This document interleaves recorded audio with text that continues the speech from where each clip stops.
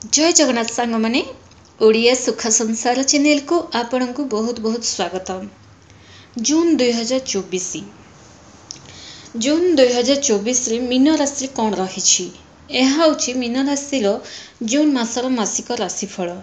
Mean राशि बोले यही वीडियो माध्यम आपणकर कैरियर आर्थिक स्थिति दाम्पत्य जीवन शिक्षा प्रेम स्वास्थ्य सब किपर रहा सबकि मुझे जनइबी एवं जो वर्तमान आपणकर शनि 7.5 जो चली शनि 7.5 नेगेटिव प्रभाव को कम करने कौन सब प्रतिकार रही जो शनि 7.5 जो चली तार नेगेटिव प्रभाव को कम ही करा जाय परिबो किंतु शनि 7.5 संपूर्ण रूपे छाड़िबो नाही। किंतु 2025 रे शनि 7.5 स्थिति बदल अर्थात शनिदेव राशि परिवर्तन करेंगे। से समय शनिदेव गोटे घर अन्य घर विराजमान हेबे किंतु ताहा होची 2025 रे। किंतु जून 2024 आपण कौन रही देखो मीन राशि बोले आपण राशि अधिपति होचंती गुरुदेव। गुरुदेव रही तृतीय घरे गुरु सूर्य शुक्र बुध ये 4 ग्रह एक साथ तृतीय घरे रही। 12तम घर रही शनिदेव, 7म घरे केतु, लग्न रे राहु, द्वितीय घरे मंगल। सर्वप्रथम आम जाना आपणकर कैरियर विषय। मीन राशि बोले यह चंद्रगणन उपर आधारित। आपणकर भाग्याधिपति होचनी मंगल। मंगलंगर स्थिति भल रही अर्थात मंगल द्वितीय घरे रही एवं कामधाम आपणकर भल चलो यही मास किसी तो गोटे करके देखेबे आपण निज फ्यूचर पाई निजर लाइफ सेटल करने आपण किसी गोटे करेंगे। आपणकर नुआ बिजनेस आरंभ करिपारंती किंबा चाकरी आपण को मिल पारे। मंगल द्वितीय घर रहिबा आपणकर बैंक बैलेंस बढ़िबो। आपणकर खर्च टिके कम हो पारे जोड़ा कि आपण अधिक अधिक जो खर्च करूचंती से खर्च रे कंट्रोल हेबाको लागिबो। आपणकर कैरियर होचंदी गुरु। देखंतु गुरु तृतीय घरे रहिसंती आपणक कार्य क्षेत्र रे निजर मन मुताबक काम करने को चेष्टा करेंगे एवं निजर किछि मंद विचार जोगु कहार सह आपणकर कली झगड़ा हो पारे नचेत कहार कथारे पड़ी आपणक भाग्य रे जहा थिबो ताहा हाथ छड़ा हो पारे। केमिति देखो एमती गोटे सदस्य कथार आपण पढ़े जोड़ा कि आपणक भाग्य तो भल रही किंतु भाग्य रे जहा आपन को मिलवा कथा पर कथार पड़ी आपणक भाग्य रे थिबा जहा भी मिलिबो ताहा हाथ छड़ा करे पारंती सेथिर दायी आपण निजे। केमिति देखो मु आपन को बुझेकी कहूची आपणकर मंद विचार माने कौन आपणकर किछि नेगेटिव थॉट्स। देखो मीन राशि वाले किछि मास हबो आपण चाहिए भी गोटे भल विचार आपण मन को आसुना एवं लोके जहाँ कहते से कथार विश्वास कर दौरान एवं तासह लोकों कथार जो बहुत जल्दी पड़ जाती।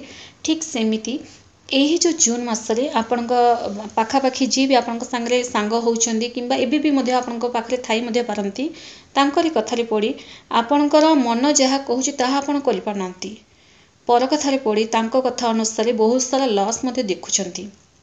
किंतु जून मासरे आपन भाग्यटा भल रही तेणु आपण मन जहाँ कहूँ ताहा ही करंतु पर कथार अधिक पड़ंतु नहीं नचेत हाथ को आसव भाग्य हाथ छड़ा हो पारे तेणु जागृत।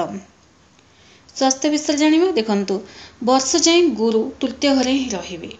स्वास्थ्य को टिके जुकी चाह चलने को ही पड़ो कारण तृतीय घर हूँ शुक्रंकर घर एवं शुक्रंक घरे गुरु रहिबा मन रे नेगेटिव प्रभाव पड़ो। जमती टिके आगु मु कहली कि आपण जो विचार चाहिए भी ठीक हो पारनी किंतु कंट्रोल करवा आपण हाथ में रहा। मीन राशि वाले कंट्रोल करंतु आपण कौन भावुंट कौन नहीं जहाँ भी भावुंट तारी प्रति टिके भावंतु कि यह भाविबा ठीक अटे कि भूल अटे एवं सबु बेले पॉजिटिव भाविबा आपण निहाती जरूरी।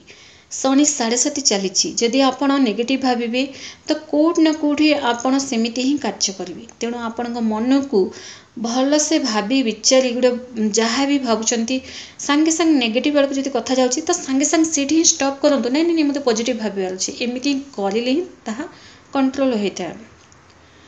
ଦେଖନ୍ତୁ ସବୁକିଛି ଭଗବାନ ହିଁ କରିବେ, ସବୁକିଛି ଗ୍ରହ ଗୋଚର ହିଁ କରିବ ଏମିତି ନୁହେଁ। କିଛି ଜିନିଷ ନିଜ ହାତରେ ମଧ୍ୟ ଥାଏ, ଯେମିତିକି ନିଜର ମନକୁ କଣ୍ଟ୍ରୋଲ କରିବା ସେଟା ନିଜ ହାତରେ ଥାଏ। ଏବଂ ପ୍ରତିକାର ମଧ୍ୟ ମୁଁ ଆପଣଙ୍କୁ ଲାଷ୍ଟରେ କହିବି କି ମନକୁ କଣ୍ଟ୍ରୋଲ କେଉଁ ଅଂଶରେ କରିବେ, କିପରି କରିବେ, ତା କିଛି ପ୍ରତିକାର କରିବା ଦ୍ୱାରା ମଧ୍ୟ ହୁଏତ ଆପଣଙ୍କ ମନକୁ କଣ୍ଟ୍ରୋଲ ମଧ୍ୟ କରିପାରିବେ। ଆସନ୍ତୁ ବର୍ତ୍ତମାନ ଜାଣିବା ବିଦ୍ୟା ବିଷୟରେ। ଦେଖନ୍ତୁ ବିଦ୍ୟାର୍ଥୀମାନେ ପଢ଼ାରେ ଭଲ ରହିବ। ଦେଖନ୍ତୁ ବେଶୀ ଯଦି ଭଲ ରହିବ ଯଦି କହିବାକୁ ଗଲେ 14 ଜୁନ୍ ପରେ, ଗୋଚର ଅନୁସାରେ ଏମିତି ହିଁ ଜଣାପଡ଼ୁଛି 14 ଜୁନ୍ ପରେ ବିଦ୍ୟାରେ ଟିକେ ଭଲ ରେଜଲ୍ଟ ଆପଣ ଦେଖିବାକୁ ପାଇବେ। ବିଦ୍ୟାରେ ଅର୍ଥାତ୍ ପାଠ ପଢ଼ାରେ ଆପଣଙ୍କ ମନ ଲାଗିବ। କିନ୍ତୁ 14 ଜୁନ୍ ଆଗରୁ କୌଣସି ବି ଡିସିସନ୍ ନେଇଯାଆନ୍ତୁ ନାହିଁ ବିଦ୍ୟାର୍ଥୀମାନେ। ଆସନ୍ତୁ ଲଭ୍ ରିଲେସନ୍ ବିଷୟରେ ଜାଣିବା। ଆପଣଙ୍କର ଯିଏ ପାର୍ଟନର ଅଛନ୍ତି, ଆପଣଙ୍କ ଲଭ୍ମେଟ୍ ଯିଏ ବି ଅଛନ୍ତି, ତାଙ୍କ ଭିତରେ ଟିକେ ଟେମ୍ପର, ସର୍ଟ ଟେମ୍ପର ଦେଖିବାକୁ ଆପଣ ପାଇବେ। କାହିଁକି ଏମିତି ହେବ? ଦେଖନ୍ତୁ ରାହୁ ଲଗ୍ନରେ ରହିବା ବହୁତ ସାରା ବ୍ଲେମ୍ ମଧ୍ୟ ହେଇପାରନ୍ତି ଆପଣ, ଏବଂ ଆପଣଙ୍କ ମନ ଠିକ୍ ରହିବ ନାହିଁ। ବାରମ୍ବାର ଏହି ଜୁନ୍ ମାସରେ ଆପଣଙ୍କ ମନ ଠିକ୍ ରହିବ ନାହିଁ, ଏହା ହିଁ ଦର୍ଶାଉଛି। ତେଣୁ ଏହା ଚନ୍ଦ୍ରଗଣନା ଉପରେ ଆଧାରିତ। ଦେଖନ୍ତୁ ଲଭ୍ ରିଲେସନରେ ଯେଉଁମାନେ ଅଛନ୍ତି ମୀନ ରାଶି ବୋଲି ବ୍ଲେମ୍ ହେବାର ଫୁଲ୍ ସମ୍ଭାବନା ମଧ୍ୟ ରହିଛି।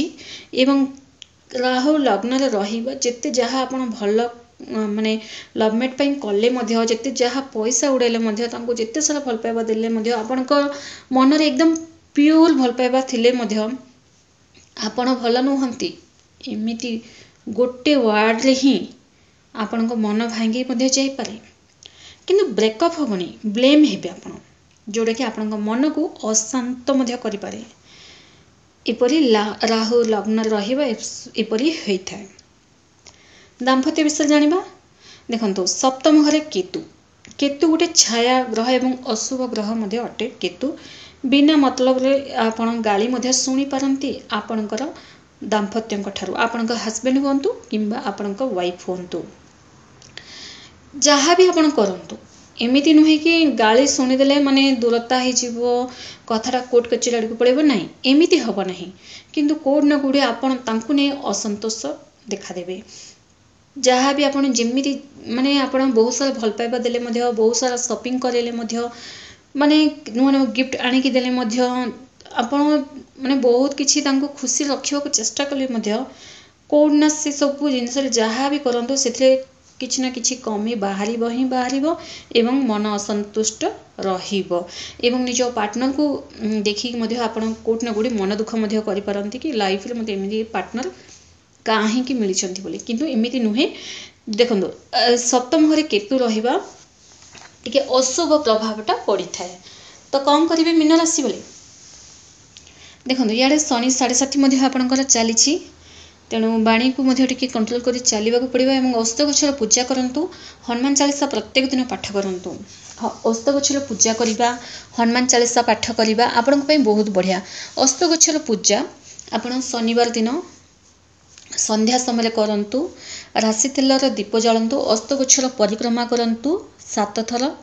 ଏବଂ ତା ସହ ଓମ୍ ସଂ ଶନିଶ୍ଚରାୟ ନମଃ, ଓମ୍ ସଂ ଶନିଶ୍ଚରାୟ ନମଃ ଏହି ମନ୍ତ୍ର ଜପ କରି ହିଁ ଓସ୍ତ ଗଛର ପରିକ୍ରମା କରନ୍ତୁ। ଏବଂ ହନୁମାନ ଚାଳିଶା 11 ଥର ଲେଖା ପ୍ରତ୍ୟେକ ଦିନ ପାଠ କରନ୍ତୁ ସକାଳ ସମୟରେ। ଯଦି ଆପଣ ସକାଳ ସମୟରେ ସମୟ ପାଉନାହାନ୍ତି ତ ସନ୍ଧ୍ୟା ସମୟରେ ପୁରା ଗାଧେଇକି କିମ୍ବା ହାତ ଗୋଡ଼ ଭଲସେ ସଫାସୁତୁରା କରିକି ସଞ୍ଜ ଦୀପ ଯେଉଁ ଆମେ ଦେଇଥାଉ ସେହି ସମୟରେ ଆସନ ବିଛେଇକି ଆପଣ ହନୁମାନ ଚାଳିଶା ପାଠ କରିପାରନ୍ତି।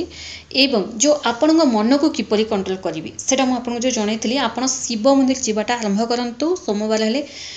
ଦେଖନ୍ତୁ ଶିବ ମନ୍ଦିର ଯିବା ଦ୍ୱାରା ବହୁତ ସାରା ଗ୍ରହ ଗୁଡ଼ାକ ମଧ୍ୟ ଶାନ୍ତ ହୋଇଥାଏ। ଯେବେ ଆପଣ ଶିବଲିଙ୍ଗରେ ଜଳ କ୍ଷୀର ଢାଳି ପୂଜା କରିବେ, ଓମ୍ ନମଃ ଶିବାୟ ମନ୍ତ୍ର ଜପ କରିବେ। ଦେଖନ୍ତୁ ଚନ୍ଦ୍ରମା ହେଉଛନ୍ତି ଆମର ମନର କାରକ। ଶିବଙ୍କ ମଥାରେ ଚନ୍ଦ୍ରଦେବ ଥାନ୍ତି। ଏବଂ ଯଦି ଆପଣ ଶିବଲିଙ୍ଗରେ ଜଳ ଢାଳି ଯଦି ପୂଜା ଅର୍ଚ୍ଚନା କରିବେ, ଆପଣଙ୍କର ଚନ୍ଦ୍ର ଦୋଷ ଥିଲେ ମଧ୍ୟ ତାହା କଟିବ, ପିତୃଦୋଷ ଥିଲେ ମଧ୍ୟ କଟିବ। ଏବଂ ଆପଣଙ୍କର ଶନି 7.5ର ଦୋଷ ମଧ୍ୟ କଟିଥାଏ। ଏବଂ ଆପଣ ଯଦି ପିପଲ ଅର୍ଥାତ୍ ଓସ୍ତ ଗଛର ଯଦି ପୂଜା କରିବେ ତ ଓସ୍ତ ଗଛରେ ପୂଜା କରିବା ଦ୍ୱାରା ମଧ୍ୟ ଆପଣଙ୍କର ଶନି 7.5ର ନେଗେଟିଭ୍ ପ୍ରଭାବ ମଧ୍ୟ କମିଥାଏ। ଦେଖନ୍ତୁ ଏତେ ଗୁଡ଼ାଏ ପ୍ରତିକାର ଆପଣଙ୍କୁ କରିବାକୁ ହିଁ ପଡ଼ିବ ଯଦି ଚାହୁଁଛନ୍ତି ଆପଣଙ୍କର ମାନେ ସବୁକିଛି ଭଲରେ ଚାଲୁ, କୌଣସି ପ୍ରକାର ଅସୁବିଧା ନ ହଉ ଏବଂ ଆପଣଙ୍କ କଥାଟା ଲୋକେ ମାନନ୍ତୁ, ଆପଣଙ୍କୁ ବୁଝିବାକୁ ଚେଷ୍ଟା କରନ୍ତୁ, ଆପଣଙ୍କ ହୃଦୟ କେତେ ସଫା ଅଛି ତାହା ଜାଣିବାକୁ ଚେଷ୍ଟା କରନ୍ତୁ, ତାହେଲେ ଏସବୁ ପ୍ରତିକାର ଆପଣଙ୍କୁ ନିହାତି କରିବାକୁ ପଡ଼ିବ। ଧନ୍ୟବାଦ।